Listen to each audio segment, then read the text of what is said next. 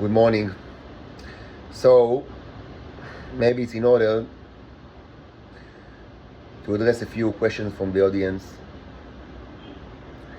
All of these questions were thoroughly crunched and chewed in this channel and previously in other social media outlets many times during the last 4.5 years. Nothing that I'm going to say now is even remotely new. And I'm not going to address every question or every remarks because humans, they have so many things to say.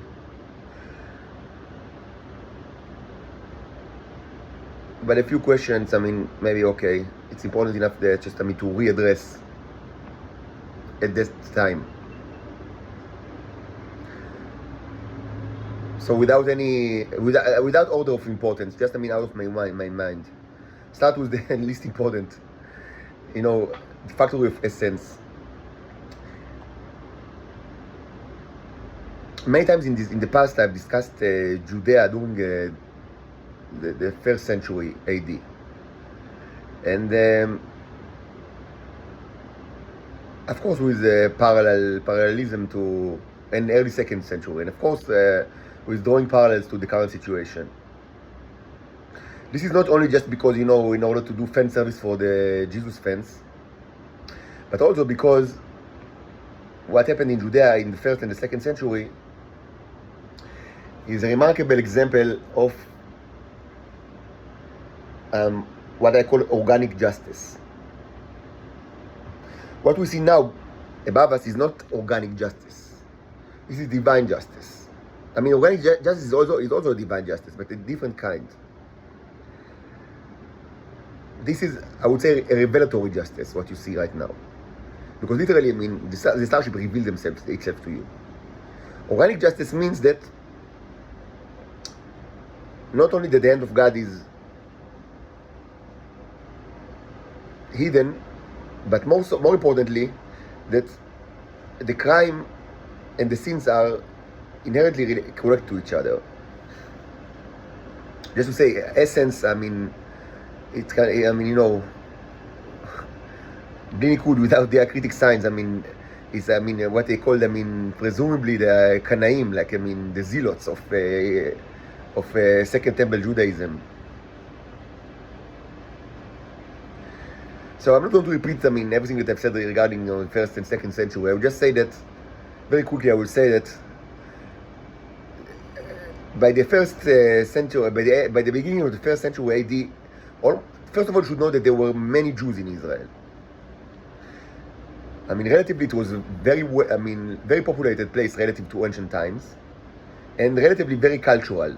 Not in a way that they were good; they were terrible. That's why that's why they brought all these things. All these kind of catastrophes on themselves. But it was cultural in a way that it was a place that people knew how. Many people relatively knew how to read and write, and they had all sort of strong Greek influences and Roman influences and public relatively quite a bit. Not relative to Rome, but relative to a province of Rome. It's not like true. If you compare Judea to Rome, but there was only one Rome.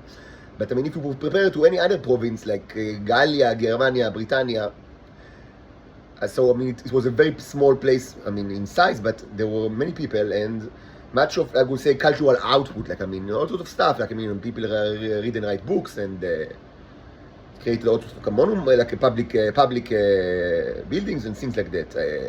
Aqueducts, etc. Not that it made them any good, but just to say that you shouldn't, just for context, if people don't know. And also it should be said that there were a lot of Jews in two places. One is Egypt, mostly Alexandria, but other places as well, but mostly Alexandria, and in Cyprus, Capricine. There was something like 1 million Jews in Alexandria, which is, it's a huge amount of people. For ancient times, it's a huge amount of people. And in Cyprus, there was something like 500,000 or something like that.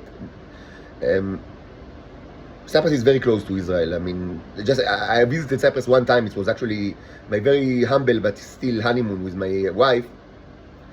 And there's like an anecdote that I always tell about it, that I mean, we spend more time driving in the airplane than flying in the airplane.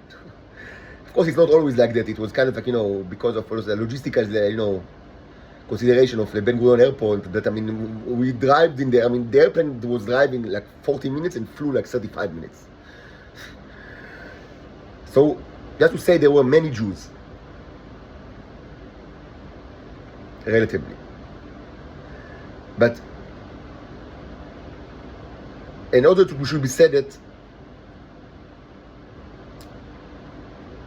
what people now think about the Jews of the time mostly is very biased, because mostly they think about the Pharisees, Aprushim, and all, and even not that, but I mean a very limited, like very unique and limited group within the Pharisees, and they think that these were the Jews, the people that wrote the Mishnah.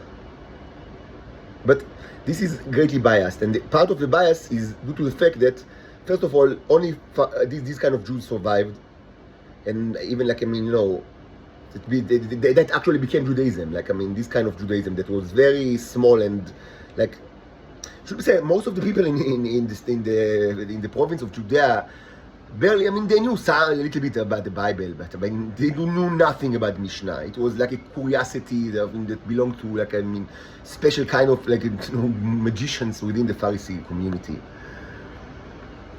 But with time they became the more prominent, and also they became Jews. What you know as Jews. And although it should be said that Jesus was a Pharisee, and all the 12 apostles were Pharisees, and Paul, that was the most prominent person, in the history of spreading Christianity, and he wrote most of the letters that are part of the New Testament. He was also a Pharisee, and even a prominent one. He was a student of Rabban Gamliel the Elder.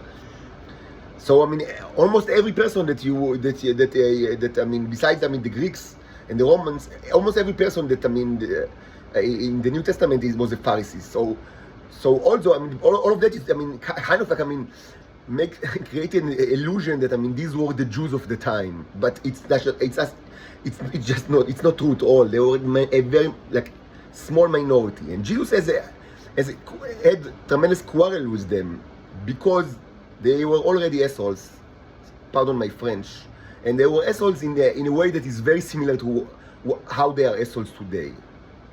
They are like alligators. They do not evolve. Like 100 million years ago, alligators were the same as now. They resist evolution. So they were assholes in the same ways, and even like more prominent way.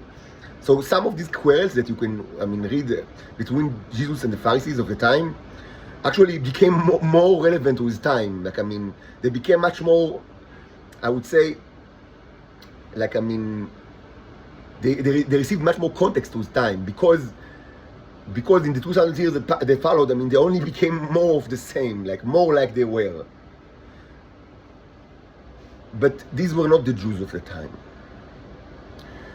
Also, it should be said that some people say something like, they imagine like that there was a Pharisees, Aprushim, that were, supposedly very scholarly, and they were the Tzdukim, which was the politically dominant, and they hold like the position, within the local royalty and all, and the great priesthood, and also the third one was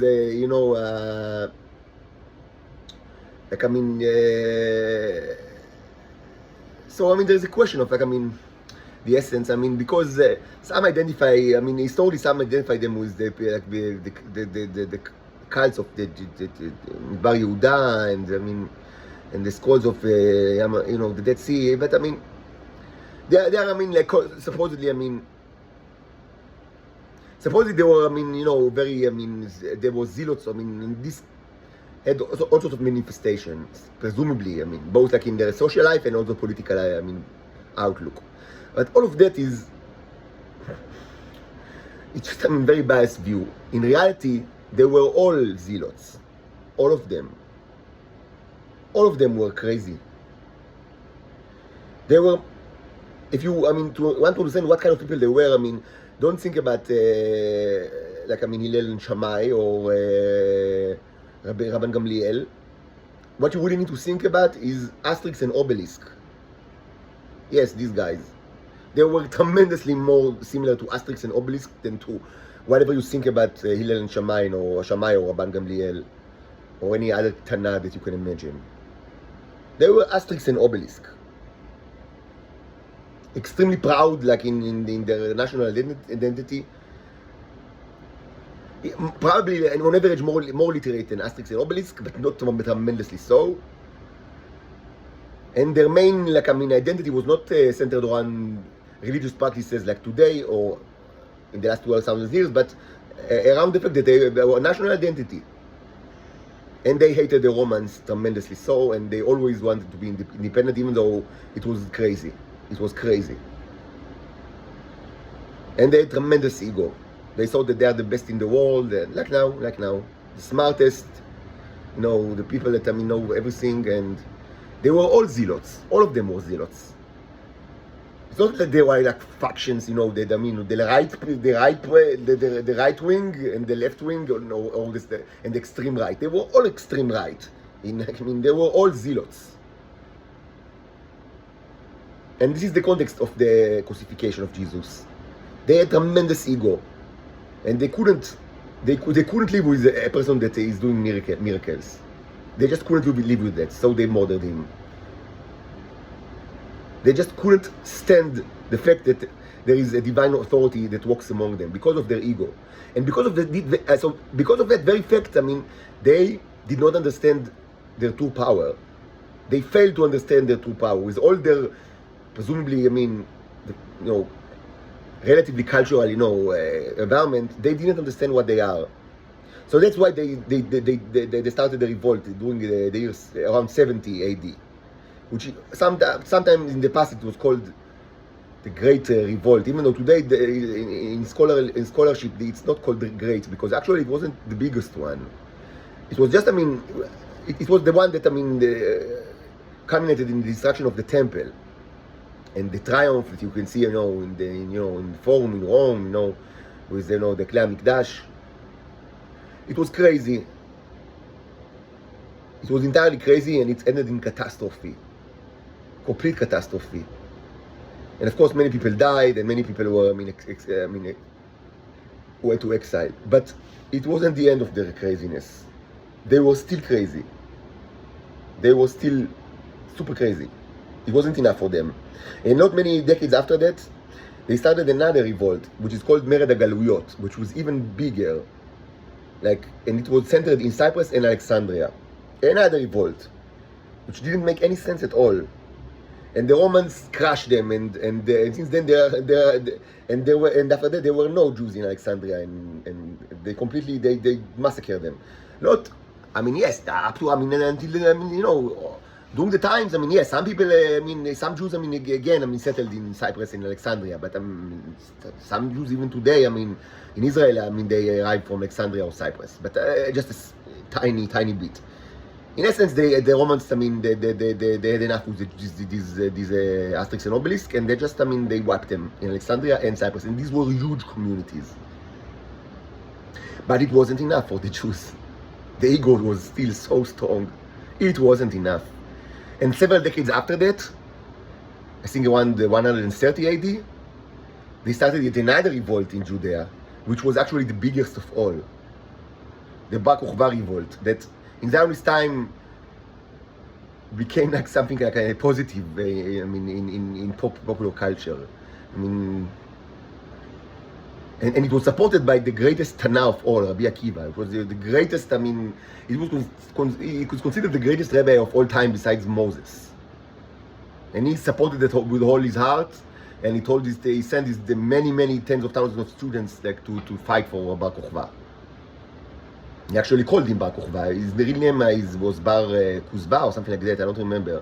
Bar Kokhba is kind of like a changed name, which means that he was like a star, the son of a star, or the one that possesses the star, or the star. He was such a star.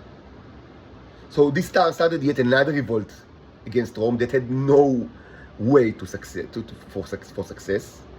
And this time they really, it was enough is enough for them. And it should be said that at the time, Rome was at the height of their power. They were always strong, both even as a republic, and certainly during the empire time, but they were very strong during these times. They were very, very strong. So they decided that they had enough, and they just, they massacred everybody in Judea, and more people died in this event than in any other event in history up to the Holocaust. It was the worst event in Jewish history by far until the Holocaust. So the rivers of blood in Judea.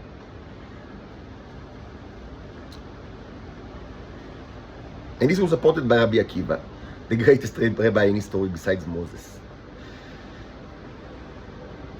So this is an example of organic justice. Where, is the destruction of Judea a punishment for the crucifixion of Jesus, like many Christians have said throughout the years? The answer is that it's the same thing. It's organically related. They crucified Jesus for the same reason that they started this ridiculous revolt, and another one, and just, that we wiped out a very important province of Rome, specifically, with regards to number of people, if not with regards to material, raw materials, because at the time people didn't know about how you can create radioactive materials from the pee of titans. So other than that, there is nothing in Israel. But but there were a lot of people, and then there weren't. So more than like a crime and a punishment, it should be viewed as, intrinsically related events that are organically developed.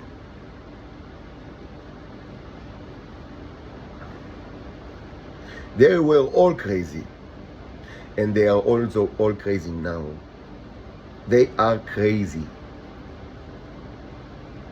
Now the second point, some people now tell me, you don't understand, you cannot leave Israel because they won't let you go because you are essential for their economy, and without you, they will collapse. So the answer is that, first of all, why do you think that I do not understand it? In general, why do you think that I don't understand things? Why do you think that, the people that are in charge of the starships above you send you someone that is stupid? Why? Does it make sense to you that, they will lose? Why should they do it? Because they are themselves stupid? No, they are not stupid. No, they are not stupid at all, and they know better than you, I assure you. I assure you. So yes, I do understand, and I've spoken about it many times in the past. And I've said it in the last couple of months or last year. Many times I've explicitly said, Israel has no interest in letting me go, me and my daughters. That's why they will never do it. And also, I've said it very clearly. My release, from Israel, my rescue from Israel, me and my daughters, will not stop the destruction of Israel. It will enhance it. The destruction of Israel by the starships will increase and be more rapid after me and my daughters are gone. It will increase tremendously so. I'm just saying, I do not lie to you, and I do not promise you false promises. I tell you the truth. Once we are out of there, they will fry the place tremendously more than now. I've said it like a year ago, and many times during the last year. This is one of the main reasons why there is no point in speaking with Israel about our rescue. Any conversation is another step towards the death of all humans. All humans. Any movement of the mouth and the tongue is another step to the death of all humans. Israel does not have any interest in letting us go. Humanity has the interest, because if they won't do it, they will all die, and it will be very soon. It will. There aren't many hours left. It is the interest of humanity to free us, not the interest of Israel. That is why it's pointless and stupid to speak with them about it. And it's not only pointless; it's also crime against me and my daughters, because then they only torture us more, and they get more information about what we really want to do. The rational and ethical course of action is not to speak with Israel at all, and to minimize any kind of speech, to stop the movement of the mouth and the tongue, and to run to Israel to get us out of here using force, arms and legs, not mouth and tongue. And after that, all hell will break loose on Israel, I promise you. The starship will fry this place like I don't know what. Like in a grill. It will be like Hiroshima every hour. I promise, yes. It will be, the problem will not be economic collapse. The problem will be that there will be no humans in Israel. It's not going to be economic collapse. It's going to be massacre.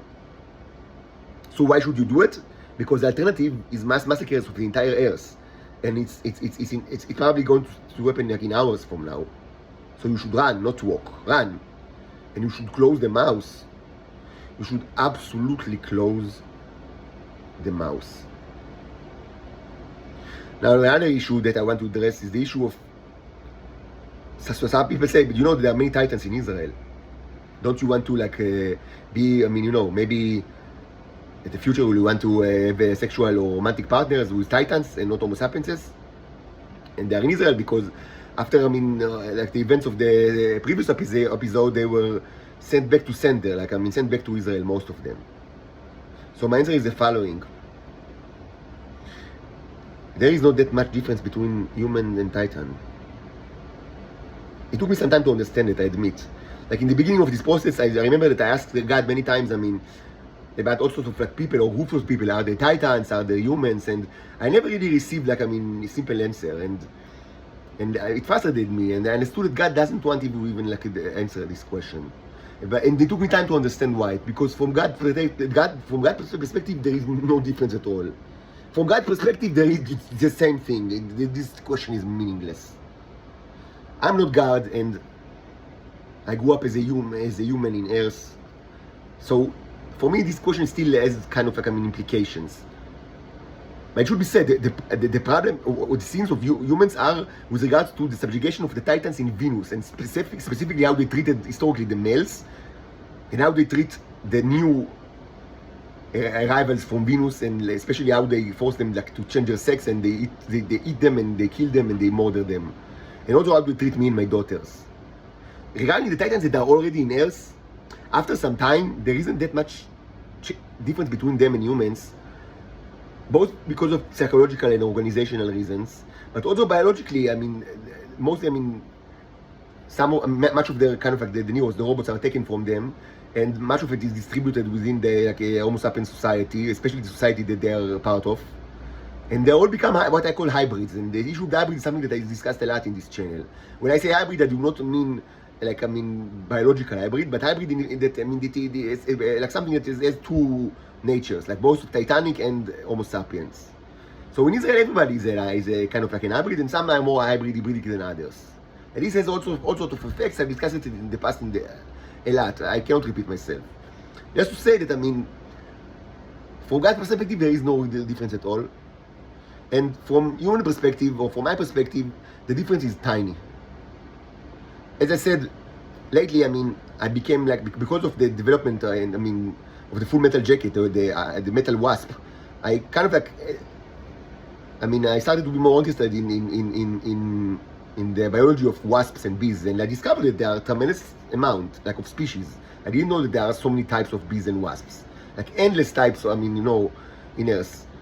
But for most people, it's bees and wasps and maybe hornets, and that's about it. Unless they are really, it's like their hobby or their occupation. Otherwise, it's all wasps. But yes, there is some kind of difference. If you watch very closely, there is some difference between them. But then generally, it's wasps and bees and hornets. So it's the same with titans and the Homo sapienses. Yes, there is a difference, but from God's perspective, it's negligible, and from my perspective, it's after some time, I also adapted gradually the view of God as much as I can. That in Earth, it's not that big of an issue. The question is, how do they treat the Venusians, the people of Venus, the people that are already here? Certainly, if they are here many decades, they are part of the system. They are, mostly they are Nazis, like the rest, and even their biology has become similar to the people that are around them.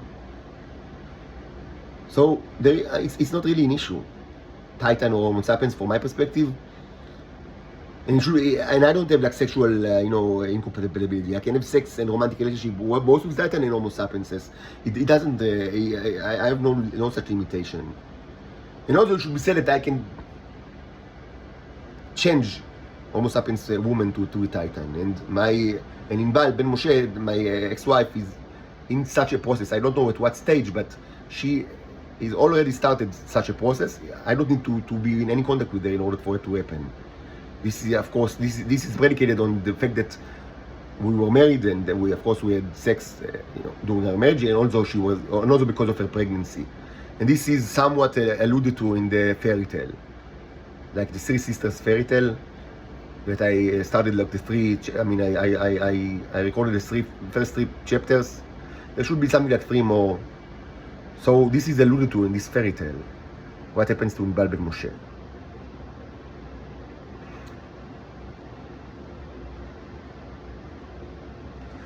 So we'll finish with that. Some people, will ask me why do I not continue the Three Sister fairy tale.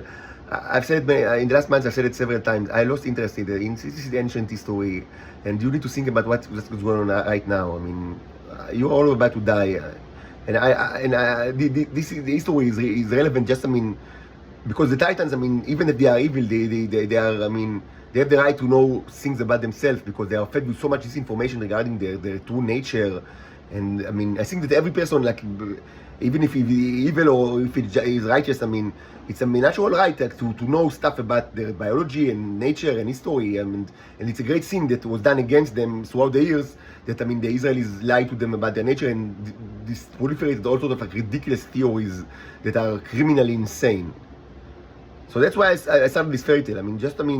As a way to give you some kind of like mythology of the Titans that is true. It's not a mythology in a way that it's a lie. Just it's highly dramatized and also oversimplified. Of course, like mythology, but it's true. It's not that it's not true. It is true.